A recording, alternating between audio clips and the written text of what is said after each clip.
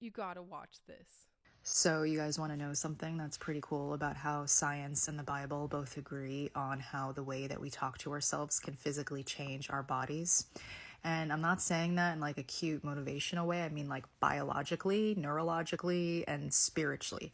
Your words, they send instructions to your entire system. And the more that I studied this, the more that I realized how they all point to the same truth. So, there's something that's called, bear with me, psychoneuroimmunology. It's basically the study of how your thoughts affect your immune system and your hormones. And what they found is that every repeated thought becomes biochemical information. So your brain translates your internal language into real signals that your body responds to.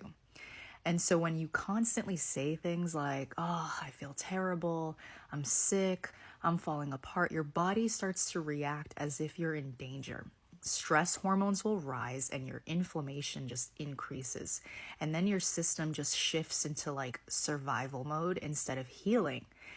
But when you shift your language into things like, I'm healing, I'm recovering, my body is strengthening, you activate neural pathways that support restoration, regeneration, and resilience. And here's the part that gets overlooked: this isn't positive thinking, this is how God designed your mind, your body to work.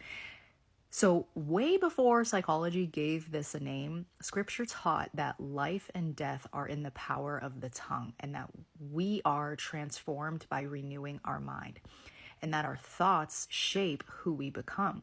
And so, when you change the way that you speak to yourself, you're not being delusional.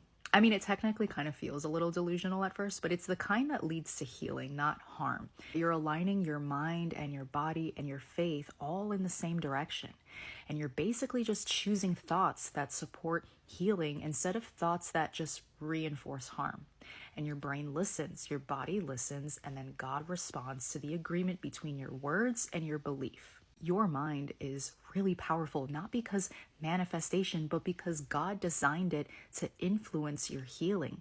And this can absolutely apply to physical realities like skills, abilities, and just things that you believe you can't do. And what's really cool is that your brain doesn't know the difference between a real limitation and a repeated belief. So when you say things like, oh, I could never be good at that, or I can't learn that, I'm terrible at this, your brain treats those statements as instructions.